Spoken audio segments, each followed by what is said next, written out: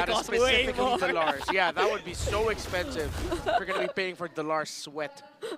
You guys can't get your hands on that, but you can get your very own jacket either way. So let's head back into this game. Again, watching out for... Ooh, look at this. 3 members of ONIC Philippines. Fortunately, Chopskirt was safe. Oh!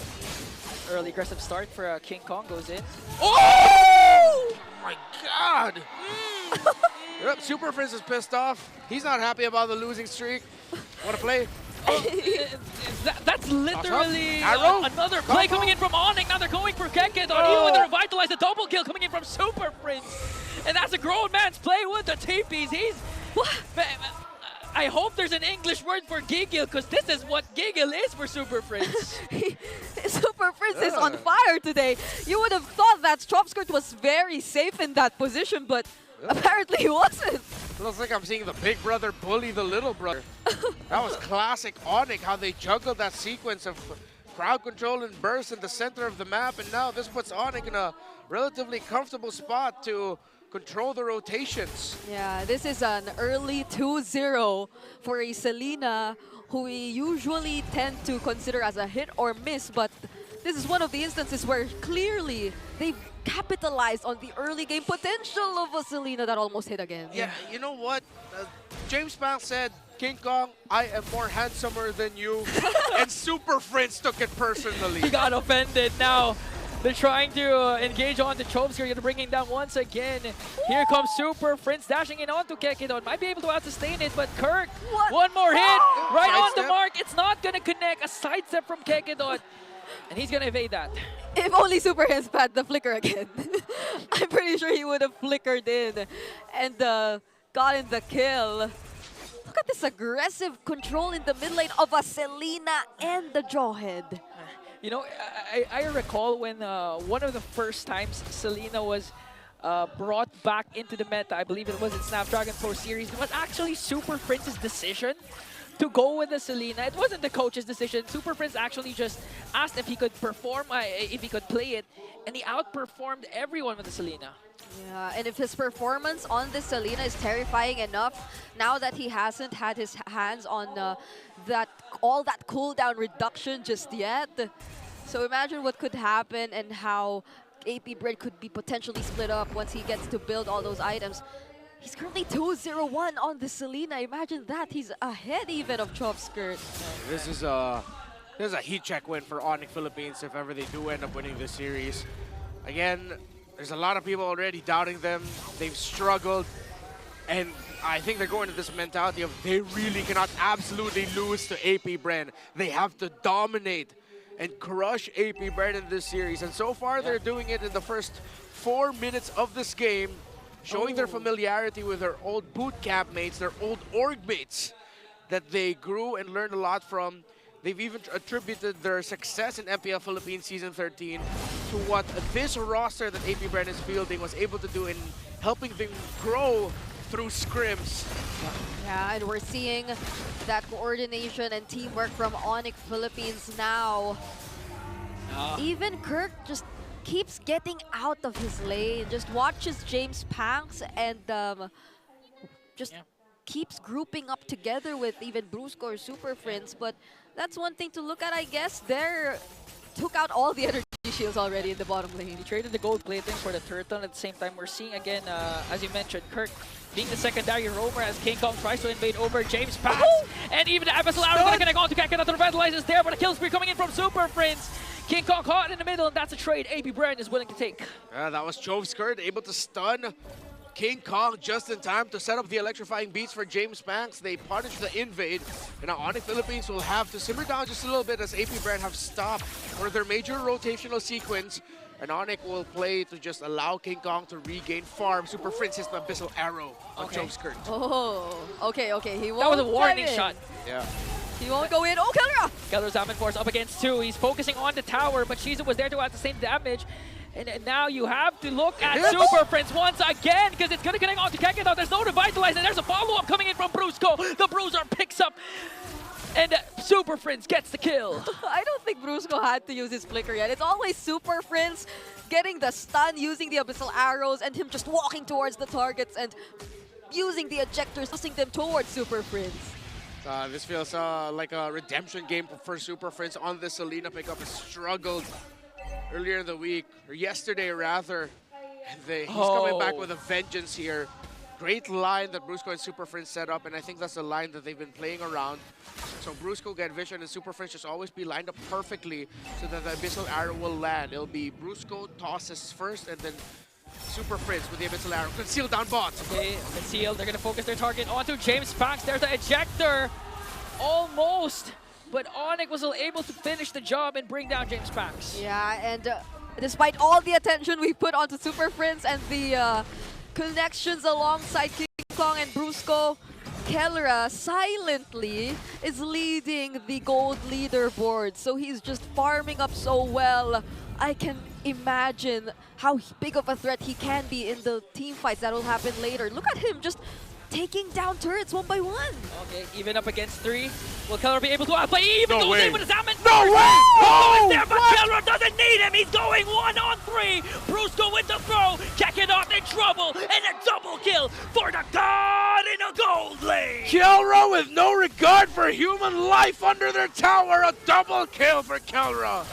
He wasn't afraid to do that! James Banks trying to look for the trade, but still, there's a flicker for Super Prince to survive. And with that, a total of 3 turrets are about to get taken down by ONIC Philippines. Once again, we're seeing the Sonics in their nature. King Kong back to his usual rotation of taking away jungle creeps up against James Banks. That's a 2-level gap already for the junglers. And looking at the replay, oh my okay, gosh. tell me another gold laner all around the world who's gonna commit the Zaman Force up against 3.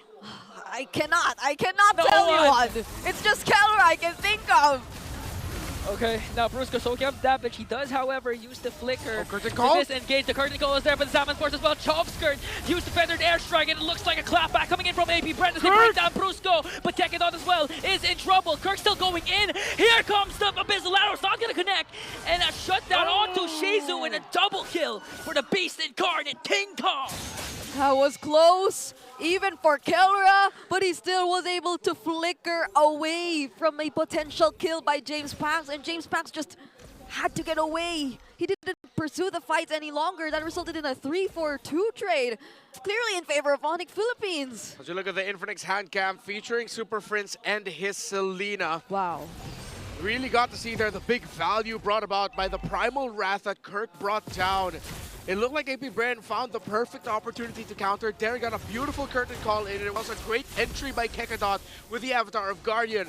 However, Kirk had a full stack Primal Wrath ready, and the slow front-to-back re-engage that APBEN wanted to do didn't go their way. Abyssal Arrow going to connect onto Kekadon once again, but Revitalizes there was to out to say the damage. Brusco is the first man down. Kellra uses Zaman Force to zone out APBEN. Another Abyssal Arrow going to connect onto Kekadon, but they're going to focus instead on the Lord, and they will do so successfully. Kekadon jumps in, catches Kellra, and a shutdown for the Silent Kid. APBEN must be really happy with that. I mean, Kellra was on the way to being unstoppable, getting 5 kills in the game, but they just shut him down early on. But even with that, looking at the current gold and the items, Kellra's on his way to the Holy Crystal. So with this Lord in their hands, they're just about to gain much more map control against APBEN. Let's see if APBEN can hold to the center of the map, as that will be the focus of ONIC, as minion waves are crashing in through the top and the bottom. And APBEN have decided to forgo defending the tower in the mid, and they will back off and focus on the Lord instead. Still, Super Prince checking so many things. Brusco with the conceal. Kirk here as well, but they will not commit it. Okay, Kirk uses the Earth Shatter. They do have flickers for the side of Brusco. Now the Abyssal Arrow again is going to connect onto there. Meanwhile, Kellra and King Kong, the KK connection, just making quick work of the turrets of APBEN as APBEN clears out the Lord. Now just left with their base turrets, APBEN, they also lose 2 of their holy shields. Now make it 3 because of just how efficient ONIC Philippines were able to maximize that single Lord. You know, we're going to go back to what Naisu said last week when Yaoi used up the Selena. It's a mini game within a mini game, but Yikes. King Kong, yikes, ouch. Was that just the Abyssal Arrow and the Evil Queller? Yep. Two of them. It's a whole world of pain, and there's a beefy Selena. Early cast of the Primal Wrath. Clear out the minions onto the middle lane. They're going to focus on the top lane as Kelra trying to zone out the members of APBEN. Now again, APBEN, they have a lot in store for them. I mean, the abyssal arrows that Super Prince continuously dishes out, not to mention King Kong's Queller. They're going to have a hard time to defend this. Okay, there's the Feather Dare Strike. Oh, they want to engage! Oh, 3-man AOG to detonate onto them, but Kelra answers right back, a clap back once again for the guard to the gold lane to bring down Kekidon. The tankiest hero of AP is now gone, and the Abyssal Arrow gonna connect onto Shizu! Flipping him down, but Super Prince with the bang delivers the final blow. Brusco with the throw onto Dare. He has his bench and Shane back goes in with the electrifying beats. Kirk luckily has his ultimate, and now ONIC has minions onto the middle lane. Oh, he still connected the Abyssal Arrow. Wait! Okay, Chop Skirt uses the ultimate to zone out the members of ONIC. Got it back.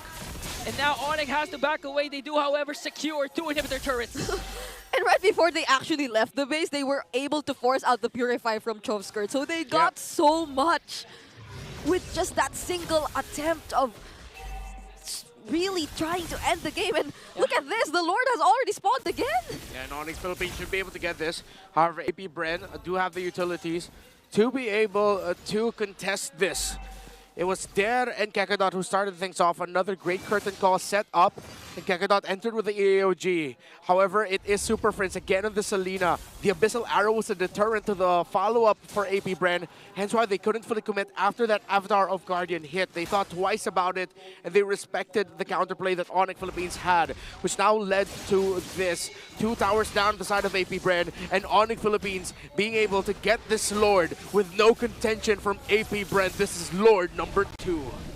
This is looking like a different version of ONIC Philippines. Oh wait, there's an unstoppable force! They commit everything to Kekidot. Even with a Revitalize, he's not going to out-sustain the damage from ONIC. With the Lord on the Sonic side, APBEN, it's going to take a miracle for them to defend this. I can already imagine ONIC Philippines just focusing all their resources onto taking down the base once they gain access. Let's see if that will be indeed the case. Hunting season is on. Brusco with the conceal. They're looking for a proper target. Kirk with a Primal Wrath. Lord marching in, and ONIC finally wins game number 1 against APBEN. And so it happened. I was supposed to say this felt like